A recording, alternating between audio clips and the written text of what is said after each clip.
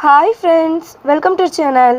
நீங்கள் நம்ம சேனலில் உடம்புக்கு ரொம்பவே ஹெல்த்தியான ராகி இனிப்பு அடை எப்படி செய்யலாம்னு பார்க்கலாம். அதுக்கு முன்னாடி நம்மளோட சேனலில் ஃபஸ்ட் டைம் பார்க்குறவங்க கீழே உள்ள சப்ஸ்கிரைப் பட்டனை கிளிக் பண்ணிக்கோங்க. பக்கத்தில் உள்ள பெல் ஐக்கானையும் கிளிக் பண்ணிக்கோங்க. வாங்க வீடியோக்குள்ளே போகலாம். நாங்கள் இன்றைக்கி 1 கப் அளவுக்கு ராகி மாவு எடுத்திருக்கோம். 1 கப் ராகி மாவுக்கு 1/2 கப் வெல்லம், இதான் கரெக்டான ரேஷியோவாக இருக்கும். 1/4 கப் துருவின தேங்காய் எடுத்து வச்சுருக்கோம். தேங்காய் வந்து 1/4 கப்லேருந்து 1/2 கப் வரைக்கும் சேர்த்துக்கலாம். தேங்காய் நிறைய சேர்த்தா நமக்கு டேஸ்ட்டு சூப்பராக தான் இருக்கும். 3 ஏலக்காய் அது இந்த மாதிரி உடச்சி வச்சுக்கோங்க. ஃபஸ்ட்டு நம்ம வெள்ளை பாகு ரெடி பண்ணிடலாம்.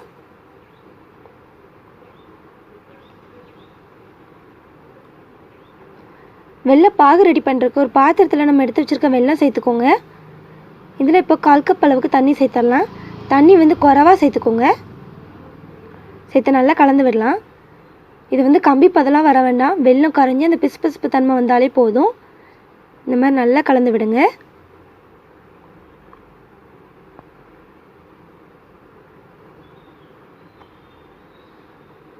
பாருங்கள் ஃப்ரெண்ட்ஸ், இப்போவுமே ஓரளவுக்கு கரைஞ்சி வருது. இது நல்லா கரைஞ்சி வரட்டும். நல்லா கரைஞ்சிருச்சு. இப்போ இந்த ஸ்டேஜில் நம்ம உடச்சி வச்சுருக்க ஏலக்காய் சேர்த்துக்கோங்க. ஏலக்காய் உடச்சி சேர்க்கறனால நல்லா வாசமாக இருக்கும். சேர்த்து நல்லா கலந்து விடுங்க. அவ்வளோதான், நம்மளோட வெள்ளை பாகு ரெடி ஆயிடுச்சு. இப்போ நம்ம மாவு ரெடி பண்ணலாம். ஒரு பாத்திரத்தில் நம்ம எடுத்து வச்சுருக்க ராகி மாவு சேர்த்துக்கோங்க.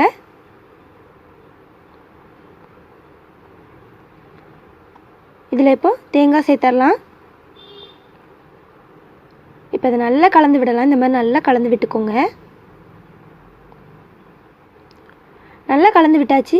இதில் நம்ம ரெடி பண்ணி வச்சுருக்க வெள்ளைப்பாகை கொஞ்சம் கொஞ்சமாக சேர்த்து இதை நம்ம சப்பாத்தி மாவு பதத்துக்கு கலந்து எடுக்க போகிறோம். இந்த மாதிரி கொஞ்சம் கொஞ்சமாக சேர்த்து கலந்து எடுங்க. நம்ம கொஞ்சம் கொஞ்சமாக சேர்த்தா தான் உங்களுக்கு கலந்து விட ஈஸியாக இருக்கும். அதனால தான் இந்த மாதிரி கொஞ்சம் கொஞ்சமாக சேர்த்துக்கிறோம்.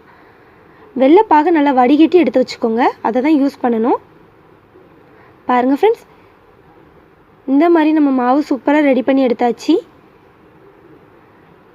இப்போ மாவை தட்டுறதுக்கு நாங்கள் இன்றைக்கி வாழை இலை யூஸ் பண்ணுறோம். வாழை இலையில் கொஞ்சமாக நெய் இல்லை எண்ணெய் வச்சுக்கோங்க. நாங்கள் இன்றைக்கி நெய் தான் யூஸ் பண்ணுறோம். நெய் இந்த மாதிரி ஃபுல்லாக தடவி விட்டுக்கலாம். கையிலையும் கொஞ்சம் நெய்யை தடவி விட்டுக்கோங்க. இப்போ நம்ம ரெடி பண்ணி வச்சுருக்க மாவுலேருந்து கொஞ்சம் பால் மாதிரி உருட்டி எடுத்துக்கலாம். இந்த மாதிரி ஒரு மீடியம் சைஸ் பாலாக உருட்டி எடுத்துக்கோங்க. இது இப்போ இலை மேலே வச்சு நம்ம இந்த மாதிரி தட்டி விட போகிறோம். இந்த மாதிரி தட்டி விட்டுக்கலாம்.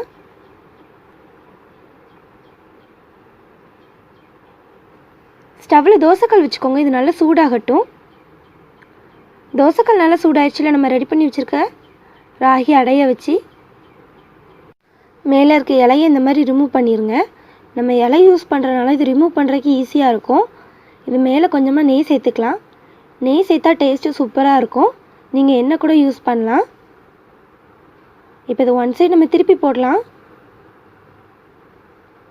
பாருங்கள் ஃப்ரெண்ட்ஸ், இந்தளவுக்கு சூப்பராக ரெடியாகி வந்திருக்குன்னு. இதே மாதிரி அந்த சைடு சூப்பராக ரெடி ஆகட்டும். 2 சைடுமே நமக்கு சூப்பராக ரெடி ஆயிடுச்சு. இப்போ இதை எடுத்து வெளியே வச்சிடலாம். இதே மாதிரி எல்லாமே ரெடி பண்ணி எடுத்துக்கலாம். பாருங்கள் ஃப்ரெண்ட்ஸ், நம்மளோட ராகி இனிப்பு அடை எந்தளவுக்கு சூப்பராக ரெடி ஆயிடுச்சுன்னு. ரொம்ப ரொம்ப ஈஸியாக செய்யலாம். டேஸ்ட்டும் சூப்பராக இருக்கும். நீங்களும் செஞ்சு பாருங்கள். இந்த வீடியோ உங்களுக்கு பிடிச்சிருந்தா தாயம்மாள் சமையலுக்கு சப்ஸ்கிரைப் பண்ணுங்கள், லைக் பண்ணுங்கள், ஷேர் பண்ணுங்கள், கமெண்ட் பண்ணுங்கள். தேங்க்யூ.